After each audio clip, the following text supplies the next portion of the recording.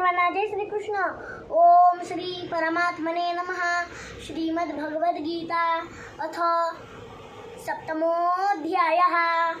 श्री भगवानुवाच मय्यासक्तमनः पार्थ योगैर्जन्मदाश्रयोः असंशयं समग्रं मां यथा न्यास्यसि तच्छृणु. ज्ञानन्तेऽहं सविज्ञानम् इदं वक्ष्याम्यशेषतः. यज्ञात्वा नेह भूयोऽन्यज्ञातव्यमवशिष्यते. मनुष्याणां सहस्रेषु कश्चिद्यतति सिद्धये यततामपि सिद्धानां कश्चिन्मां वेत्ति तत्त्वतः. भूमिरापो नलो वायुः खं मनो बुद्धिरेव च. अहंकार इतीयं मे भिन्ना प्रकृतिरष्टधा. अपरेयमितस्त्वन्यां प्रकृतिं विद्धि मे परां. जीवभूतां महाबाहो ययेदन्धार्यते जगत्. एतद्योनीनि भूतानि सर्वाणीत्युपधारय. अहं कृत्स्नस्य जगतः प्रभवः प्रलयस्तथा. मत्तः परतरं नान्यत् किञ्चिदस्ति धनञ्जय. मयि सर्वमिदं प्रोतं सूत्रे मणिगणा इव. रसोऽहमप्सु कौन्तेय प्रभास्मि शशिसूर्ययोः. प्रणवः सर्ववेदेषु शब्दखे पौरुषं नृषु. पुण्यो गन्धः पृथिव्यां च तेजश्चास्मि विभावसौ. जीवनं सर्वभूतेषु तपश्चास्मि तपस्विषु. बीजं मां सर्वभूतानां विद्धि पार्थ सनातनं. बुद्धिर्बुद्धिमतामस्मि तेजस्तेजस्विनामहम्. बलं बलवताय चाहं कामरागविवर्जितं. धर्माविरुद्धो भूतेषु कामोऽस्मि भरतर्षभ. ये चैव सात्विका भावा राजसास्तामसाश्च ये. मत्त एवेति तान् विद्धि न त्वहन्तेषु ते मयि.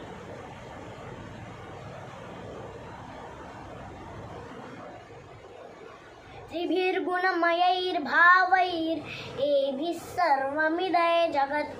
मोहितं नाभिजानाति मामेभ्यः परमव्ययम्. दैवी ह्येषा गुणमयी मम माया दुरत्यया.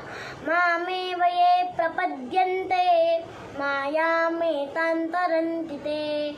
न मां दुष्कृतिनो मूढा प्रपद्यन्ते नराधमाः. मायया परुदज्ञाना आसुरं भावमाश्रिताः.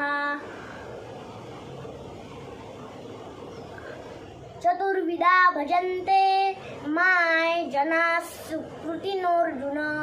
आर्तो जिज्ञासुरर्थार्थी ज्ञानी च भरतर्षभ. तेषां ज्ञानी नित्ययुक्तो एकभक्तिर्विशिष्यते. प्रियो हि ज्ञानिनोत्यर्थम् अहं स च मम प्रियः. उदाराः सर्व एवैते ज्ञानी त्वात्मैव मे मतम्. आस्थितः स हि युक्तात्मा मामेवानुत्तमां गतिम्. बहूनां जन्मनामन्ते ज्ञानवान् मां प्रपद्यते.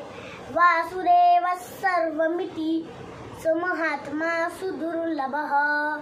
कामैस्तैस्तैर्हृतज्ञानाः प्रपद्यन्ते न्यदेवताः. तन्तन्नियममास्थाय प्रकृत्या नियता स्वया. यो यो यायान्तनुं भक्तः श्रद्धयार्चितुमिच्छति. तस्य तस्याचलां श्रद्धां तामेव विदधाम्यहम्. सतया श्रद्धया युक्तः तस्याराधनमीहते. लभते च ततः कामान् मयैव विहितान् हितान्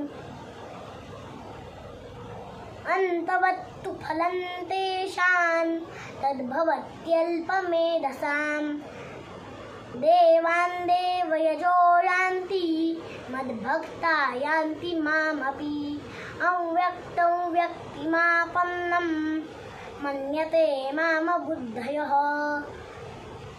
परं भावमजानन्तो ममाव्ययमनुत्तमं नाहं प्रकाशः सर्वस्य योगमाया समावृतः मूढोऽयन्नाभिजानाति लोको मामजमव्ययम् वेदाहं समतीतानि वर्तमानानि चार्जुन भविष्यानि च भूतानि मां तु वेद न कश्चन इच्छाद्वेष्यसमुत्थेन द्वन्द्वमोहेन भारत सर्वभूतानि सम्मोहं सर्गे यान्ति परन्तप येषां त्वन्तगतं पापे जनानां पुण्यकर्मणाम्